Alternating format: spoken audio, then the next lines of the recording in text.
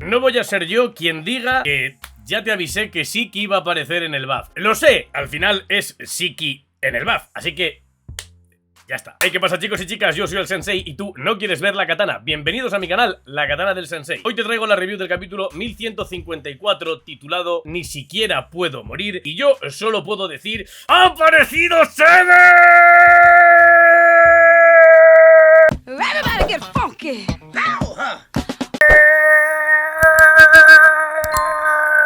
¡Ay, por fin! Y el capítulo comienza con la continuación de la mini historia de Yamato, en la que Yamato, junto con la compañía que se está haciendo, llegan a una tumba de un famoso héroe de Ringo que nació en el West Blue. Las mayores apuestas que he visto yo referente a esto es que es Onimaru, el zorrito que pertenecía a Ushimaru Shimotsuki, el tío abuelo de Zoro y toda esta movida. Bien, empezamos con el capítulo y seguimos con el flashback. Empiezan a contarnos una serie de incidentes y de sucesos que pasaron en el BAF después del nacimiento de Loki. Hace 63 años fue la tragedia en la que Big Mom mató a Yorul, el compañero de Yarul, el barbacascada, que le agarró así y le estampó contra el suelo como un muñeco. Pero que ese no fue el único desastre que sucedió, porque ese mismo año llegaron incendios, ventiscas, olas gélidas y con ello hambruna, ya que con el frío la tierra se heló y no producía ningún alimento, los herbívoros no comían, los carnívoros no comían, se morían todos, los peces tampoco se podían pescar porque los lagos se congelaban. Y vamos con la reina Astrid, quien dice que todo esto es culpa de Loki, que le han caído todas estas maldiciones a Elbaf porque no pudieron matarlo. Uno de los guardias le dice que simplemente es una coincidencia, que ha sido una mala época y que ha coincidido con que el príncipe ha nacido. Y de repente la puerta revienta porque un bebé Loki entra a gatas buscando a su madre. Ella grita diciendo que se lleven a ese monstruo, que no permitan que se le acerque, y los guardias, que son más pequeños que Loki de bebé, le dicen que por favor se retire, que no puede acercarse a la habitación de la madre. Y el bebé solo llora intentando acercarse a su mamá mientras ella grita que le saquen los ojos porque si no lo hacen seguirán cayendo maldiciones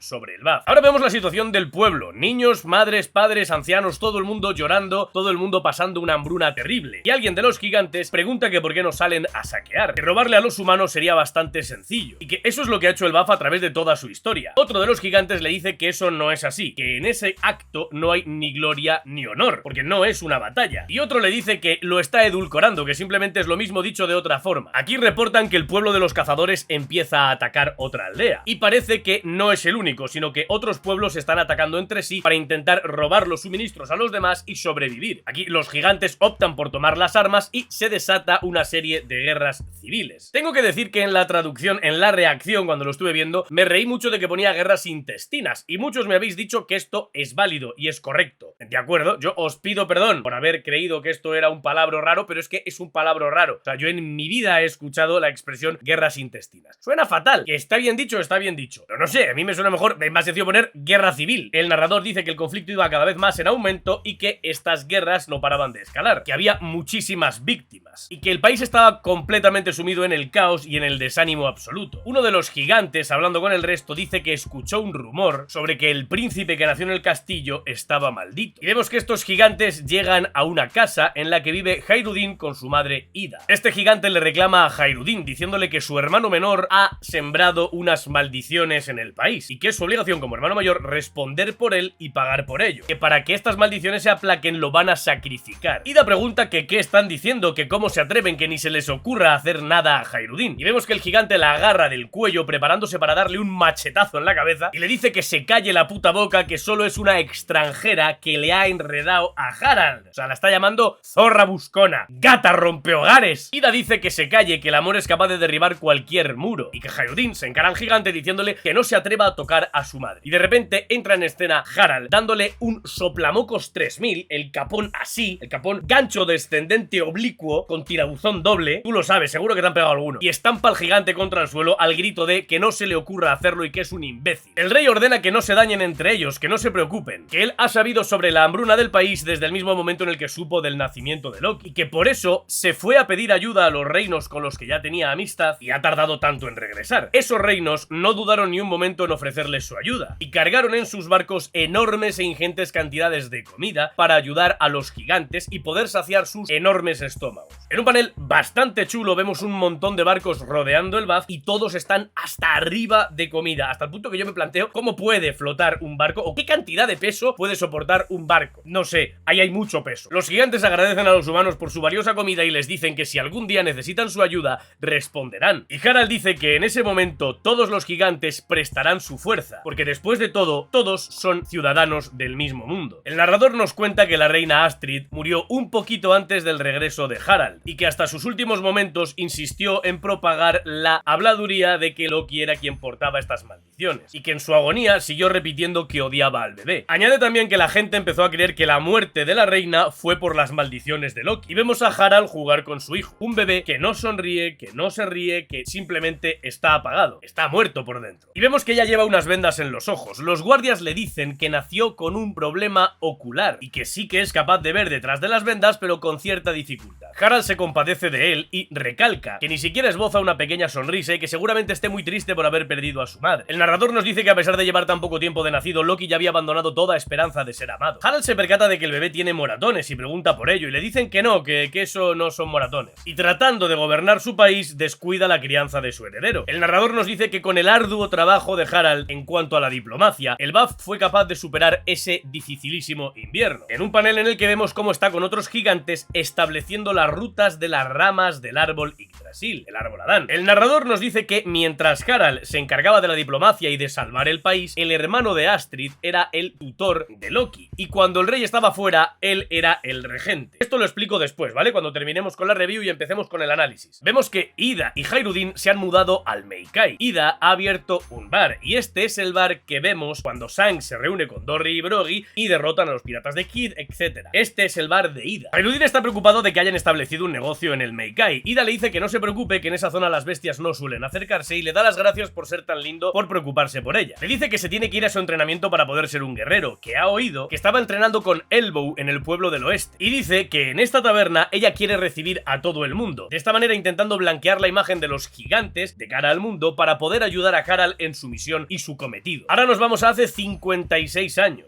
Harald está reunido con Jaruld en su casa. Harald le cuenta que ha estado en un Levelí, y Jaruld le pregunta que si ha vivido el incidente del que todos hablan. Harald le dice que sí, que un rey amigo suyo le permitió pasar como su escolta para poderse infiltrar en el Levelí y poder tener la oportunidad de hablar, pero que no obstante rechazaron su petición. De hecho, si no hubiera ocurrido el incidente del asesinato, posiblemente lo hubieran tomado preso. Jaruld le dice que tendría mucha suerte si solo se hubiera quedado en un arresto, y que si alguna vez ha escuchado sobre la Galei La. Harald sí ha escuchado de esto, y le dice que si se está refiriendo a los carpinteros gigantes constructores de barcos, que eran unos guerreros que portaban martillos, y que aparentemente son un mito. Jaruld le dice que no, que ellos existieron de verdad, que zarparon muy lejos del Bath y estuvieron viajando por todas partes, e informaban de sus viajes a través de cartas, y que al parecer, cuando llegaron a su destino final, enviaron una última carta, que aún a día de hoy existe, y que decía simplemente: hemos sido capturados. Jaruld se pregunta cómo es posible que 100 guerreros gigantes, entre ellos gigantes ancestrales como tal, hubieran sido capturados. Harald pregunta que si habrá sido el gobierno mundial, y Jaruld dice que no hay ninguna duda de que en el pasado distante tuvieron un gran enemigo, pero que sin embargo ese día de la historia se perdió en lo más profundo del mar. Es decir, que la razón de que no le hayan hecho caso en el Levelí no es culpa de Harald, sino de la herencia de los gigantes del pasado. Jaruld sigue soltando perlas diciendo que ha escuchado el rumor de que en alguna parte del mundo existe un ejército de gigantes congelado, y que después de todo tienen que admitir que son un clan que en algún momento del pasado causó mucho daño en el mundo. Y Harald dice que claro, que él sabe que tiene que cargar con eso, y tiene huevos, porque principalmente seguro que las que más liaba las liaba él, así que... En paralelo vemos un panel del castillo en el que vemos al hermano de Astrid hablar con Loki, diciéndole que es responsable de haber matado a la reina con su maldición. Y vemos después 3 escenas que me han encantado, con un Loki que va creciendo cada vez más, de ser el pequeño bebé que Harald sostenía en sus manos, a ser un niño con los cuernos un poquito más grandes y el pelo un poquito más largo, a ser un muchacho ya de unos 7-8 años aproximados al cambio a humano, con los cuernos más grandes y demás. Vemos que el regente le preguntaba que qué clase de basura quería comer hoy, mientras Loki estaba muy serio a su lado. En el siguiente panel vemos a un Loki todavía muy serio, mientras dan la noticia de que el corcel de la suerte, el caballo que Astrid le regaló a Harald, había muerto. En el tercer panel, en un Loki que ahora sí sonríe, se oye a la gente decir que han encontrado al regente muerto nacido en el Meikai. El narrador nos dice que hace 48 años en el BAF se construyeron los senderos de la rama, y que de esta forma los pueblos empezaron a estar comunicados, los lazos se estrecharon y todos se unificaron en una sola nación. Harald dice que su sueño es que los países del mundo estén conectados entre sí y en paz, y que de ese modo los gigantes podrán habitar en cualquier lugar. El pueblo le vitorea, le da las gracias y alguien menciona que seguro que se va a convertir en el rey más importante de la historia del BAF. Mientras tanto, unos guardias molestan a Hayruddin. Le preguntan que por qué está feliz, que no entienden por qué se alegra si él no es el heredero de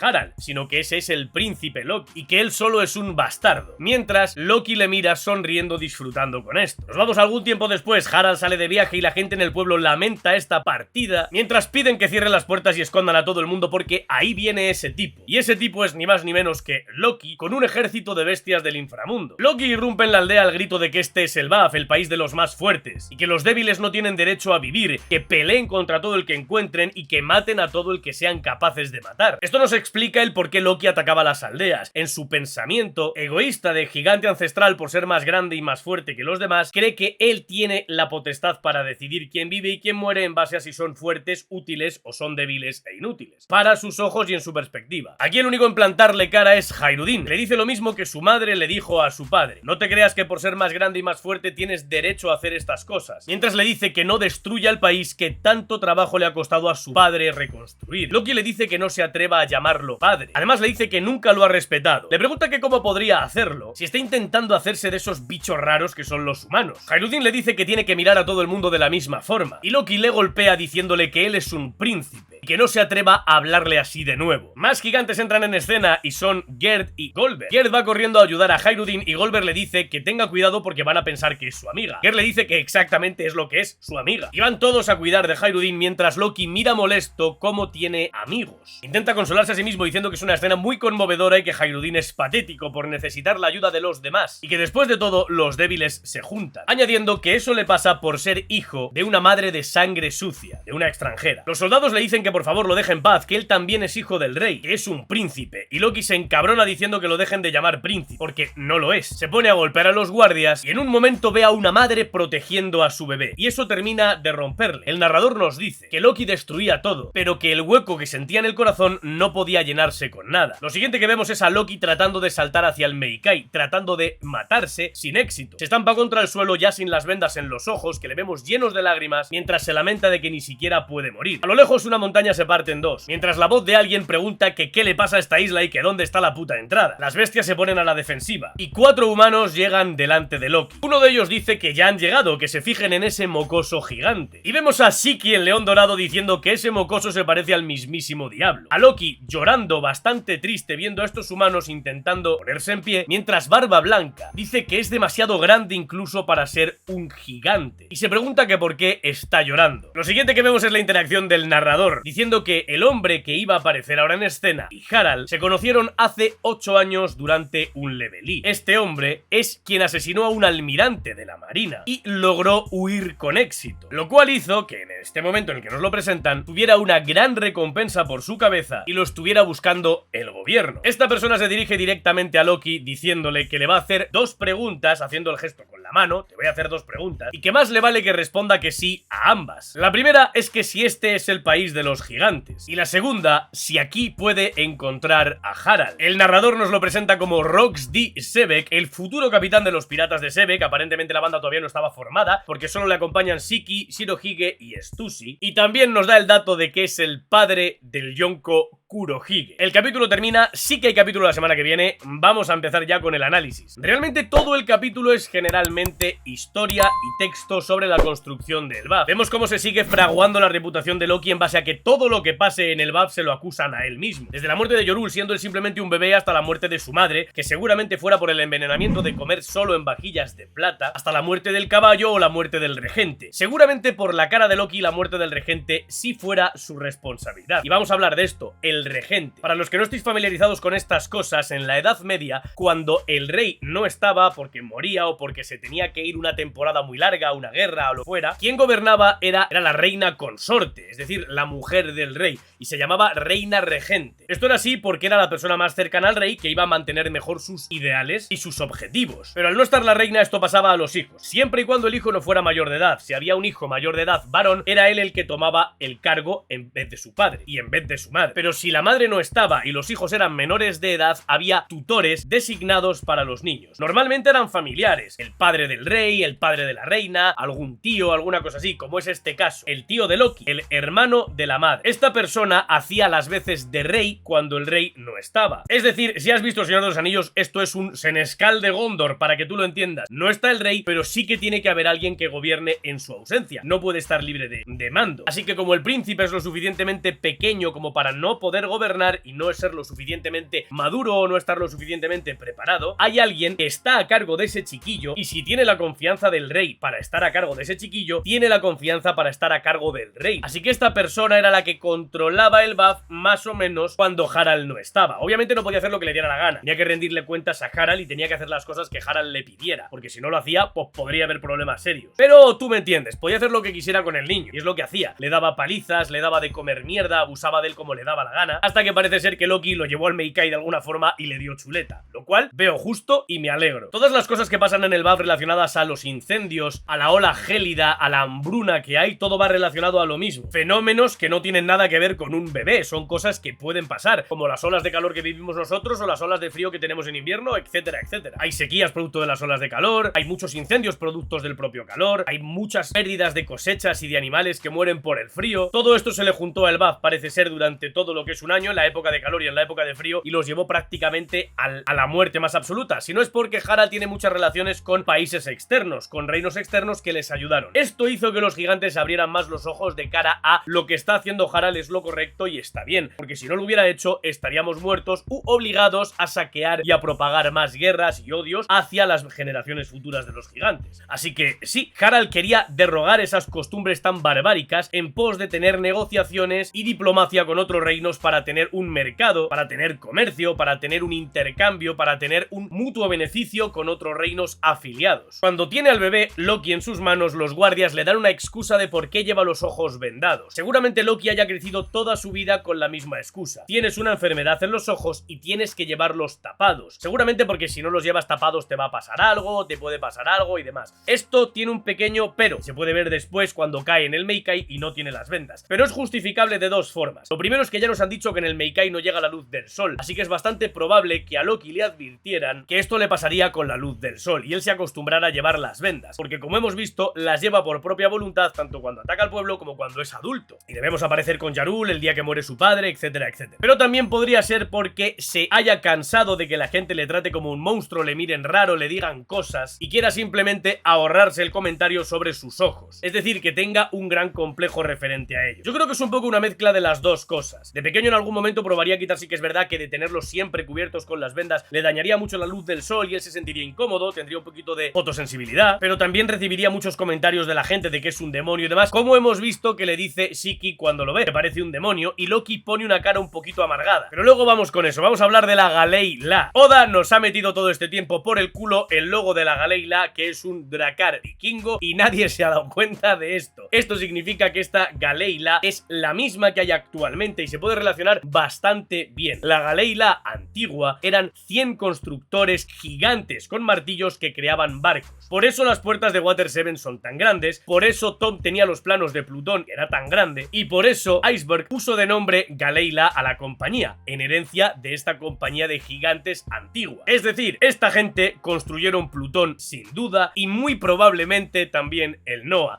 Así que ya sabemos qué papel tuvieron los gigantes en la guerra del siglo vacío. Construir los barcos para el ejército de Joy Boy. Construyeron Plutón para mover a toda la alianza en un solo barco. Y construyeron al Noah para ayudar a los Gyojins a salir a la superficie, a ayudar en esta batalla. Esto hace que el gobierno mundial obviamente tenga cierto resquemor por los gigantes y Yarul así le dice a Harald: no es tu culpa, esto viene de hace mucho más tiempo. Y le suelta un par de historias que él cree haber escuchado pero que no tiene la certeza de que sean ciertas. La verdad sobre la Galeila y el ejército de gigantes congelado. Dice que pueden estar relacionados todos con la última carta que dejaron los gigantes de que habían sido capturados y que los hayan congelado a todos y los mantengan vivos. Puede ser en el laboratorio de Pankhazard o puede ser en la cámara frigorífica de Marilloa. Sí que es verdad que hay que tener en cuenta que Pankhazard se congela la mitad por completo en el enfrentamiento de Aokiji y Akainu hace 2 años. Pero estos gigantes dicen en el manga que llevan más tiempo en el laboratorio. Es decir, fue antes de la pelea y es decir, fue durante el tiempo en el que Vegapunk experimentaba en Pankhazard. Así que quizá Vegapunk sepa algo o pueda aportar algo a estos datos. Si es que Yarul sobrevive y puede hablarlo con él. Después tenemos la interacción de Loki y de Hairudin, de por qué se odian los dos, de cuál es el razonamiento de Loki, cuál es el razonamiento de Hairudin al tener las enseñanzas de su madre y por qué desde siempre, desde pequeños han chocado tantísimo. Loki es literalmente igual que Harald, pero sin la persona que le haya hecho cambiar, como Harald tuvo a Ida. Loki no tenía ningún referente. Su madre lo odió y murió muy joven, su tío lo maltrataba y lo hizo matar, y su padre realmente estaba más preocupado porque el Baz prosperara que por criar a su propio hijo, haciendo que Loki se criara asalvajado y asilvestrado total, donde él se sentía libre y uno más en el Meikai con las monstruosidades y las criaturas que habían allí y no parte del pueblo del Baz, sino su gobernante, y un gobernante al que no aceptaban y despreciaban, así que siempre se sintió como Chopper, sin pertenecer a una parte ni a la otra. Sí que es verdad que la persona que puede hacer cambiar a Loki de parecer, a mi modo de ver, es Hairudin o Luffy. Son las dos únicas personas, obviamente Luffy, porque es Luffy, el guerrero de la liberación y demás, y que ni cotiza que cuando le vea le va a decir que qué ojos más guays tiene, como cuando vio a Chopper, como cuando ha visto a todo el mundo. Pero creo que estaría más bonito que fuera Hairudin quien al escuchar la historia de su hermano le dijera que le perdona, que lo siente, y juntos fueran con las enseñanzas de Harald y de Ida, la que tendría que haber criado a este pobre Loki. Y ahora vamos con lo gordo gordo, la aparición de Rox D. Sebek y 3 piratas más de los piratas de Rox en el capítulo. Aparece Shiki con toda la pinta de poligonero, aparece Barba Blanca con un look que ya le hemos visto y aparece Stussy, que madre mía. Y el diseño de Rox D. Sebek, para mí es un diseño loquísimo. Vamos a empezar descartando lo más sonado en estas semanas. Rox tiene la OP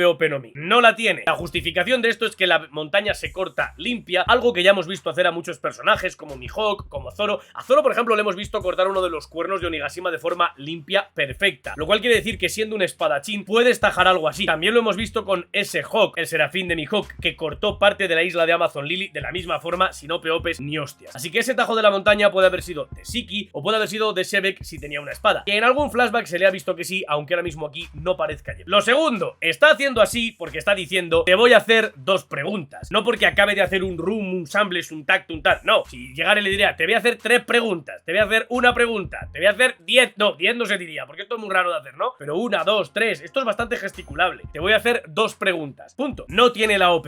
En cuanto a fruta, espero también que no tenga la Yami Yami no Mi, y creo que no la tiene porque Barba Blanca se sorprende de las habilidades de Barba Negra en Marineford cuando le ve atacarle. Él no sabe cómo funciona la Yami Yami no Mi, entonces sería raro que la hubiera tenido su capitán todo este tiempo, porque estuvieron juntos más o menos unos 10 o 12 años, fue muchísimo tiempo, 8, 10, algo así, 8, 10, 12 años, y no creo que no lo hubiera reconocido. Sí que es verdad que Barba Blanca era de la fiel creencia de que los hijos no debían compartir los pecados de los padres, y en su modo de ver, ni Ace era culpable de las cosas de Roger, aunque Roger hubiera sido su rival durante todo este tiempo, ni seguramente, si supo en algún momento que Teach era hijo de Rox, pensó que él era culpable de los crímenes de su padre, ni que fuera a ser como su padre. De hecho, Barba Blanca viaja con Teach toda la vida de Teach, o sea, él se une siendo un niño, y se marcha de la tripulación rondando los 50 o 40 y pico, o sea, está toda su vida en la tripulación de Barba Blanca, y nunca da indicios de ser como su padre, ni de querer el mal para la tripulación de Barba Blanca. Solo lo hace cuando descubre la fruta que él siempre había estado obsesionado con tener, y que, repito, no debería tener el padre, porque Barba Blanca la tendría que reconocer cuando la usó, y no lo hizo. Sí que es verdad que a lo mejor Oda ha hecho esto para que no hiláramos cosas, pero no necesariamente Barba Blanca tendría que haber dicho, oh, es la fruta de Rox D. Sebek. Podría haber dicho, esa fruta, y ya está, dándote la intención al menos de que ya sabía cómo era esa fruta o que ya la había visto en otro momento. Y Barba Blanca era un pirata muy viejo que había viajado muchísimo y podría haber visto esa fruta en cualquier parte, incluso reconocerla de cuando la tuvo Touch en su mano, quién sabe. Así que para mí no tiene esta. Hay muchas teorías también de que lo que tiene es la fruta del magma y que se la quitó al padre de Akainu, que es el almirante que mató, bla bla bla bla bla bla. Esto también se puede desmontar. ¿Por qué? Porque en el momento en el que sucede el levelí en el que Rox mata a ese almirante, Akainu tiene menos 1 año de vida. Sí que es verdad que esto es One Piece y podría la madre estar justo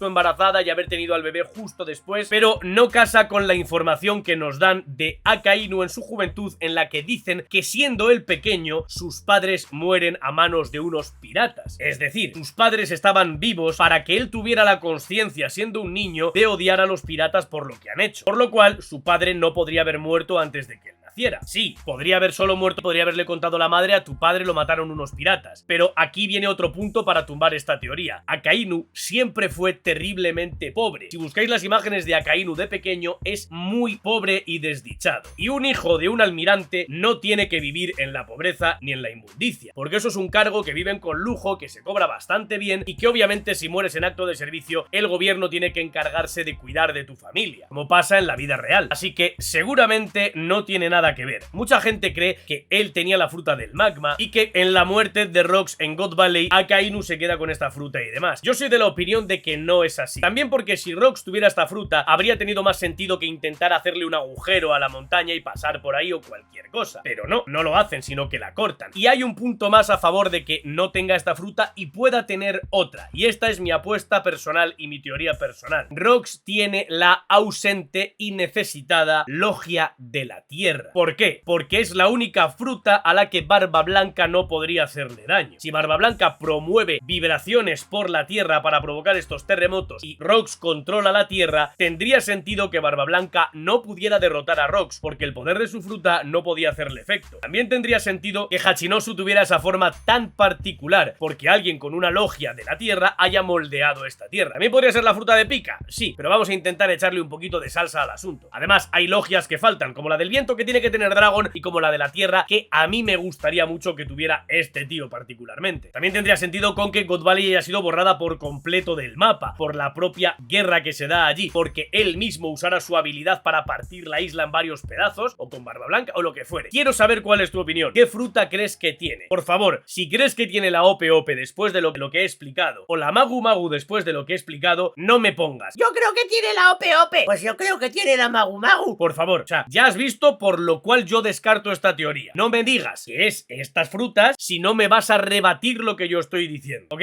Venga, así se teoriza, hermano. Y el capítulo termina con un Color Sprite prometido para el próximo capítulo, que es esta semana. Siento haber sacado esto tan tarde, perdonadme. Estoy con una situación familiar delicada, pero estoy súper hypeado con lo que está pasando ahora mismo en One Piece. Me parece increíble el diseño de Rox. Me encantaría también que si no es esa logia, tuviera otra logia de, por ejemplo, la logia de Enel, que la tuviera él en su momento, que le pega bastante con el pelo. Pero no quiero que tenga una paramecia, porque se supone que la paramecia más destructiva de todas es la de Barba Blanca, y ya la tiene él. A no ser que la tuviera en este momento y al morir Barba Blanca se la comiera, porque es algo que no hemos visto del todo. A lo mejor es posible que Sebek tuviera la Gura Gura no Mi aquí, y en su muerte, en God Valley, Barba Blanca se comiera esta fruta. Es algo que no estoy seguro de si sabemos exactamente, pero podría ser. Y no quiero que tenga una Zoan o una Zoan mitológica. Espero que no, porque es que están saliendo muchísimas y quiero que sigan saliendo las logias que faltan y algunas paramecias más interesantes. Aunque no se me ocurre qué poder de paramecia podría tener este tío. Déjalo en los comentarios porque me interesa mucho, os estaré leyendo absolutamente a todos. ¿Qué opinas de la aparición de Shiki en el buff? Tenía razón. ¿Qué opinas de la aparición de los piratas o los futuros piratas de Rox en el buff? ¿Qué crees que va a pasar entre Loki y Sebek? ¿Qué fruta crees que tiene Sebek? ¿Qué relación guarda Sebek con Loki para inspirarle durante toda su vida? A lo mejor el imponerse por la propia fuerza, a lo mejor ver a esa persona fuerte, esa persona sanguinaria que se impone su voluntad a la de los demás por propia sangre y fuego. Yo creo que es lo más acertado. Y sí, estoy evitando hablar del tema de que la mitad de la cara es como Teach y la mitad de la cara es como Buggy. La verdad es que me reservo para el siguiente capítulo para ver más expresiones y más gestos y más cosas de Rox D. Sebek. Porque es verdad que Oda hace muchos personajes parecidos entre sí. Esa mitad de la cara que relacionamos con Buggy también se parece a Caribou y tampoco creo que sea padre de Caribou. Y podría relacionarse también las pestañas del ojo que tiene más abierto con Frankie, porque tiene el ojo exactamente igual y tampoco creo que tenga nada que ver con Frankie. Así que veremos en el próximo capítulo. Gracias por llegar hasta aquí. Recuerda pegarte un me gusta, suscribirte y activar la campanita si todavía no lo estás. Yo te lo agradezco infinito y nos vemos durante esta semana en Kick todos los días con directo y el viernes a las 4 con el capítulo también en directo y durante esta semana con un par de videitos más de One Piece. Gracias por llegar hasta aquí, Calvacama, y que el viento te sea favorable. ¡Adiós!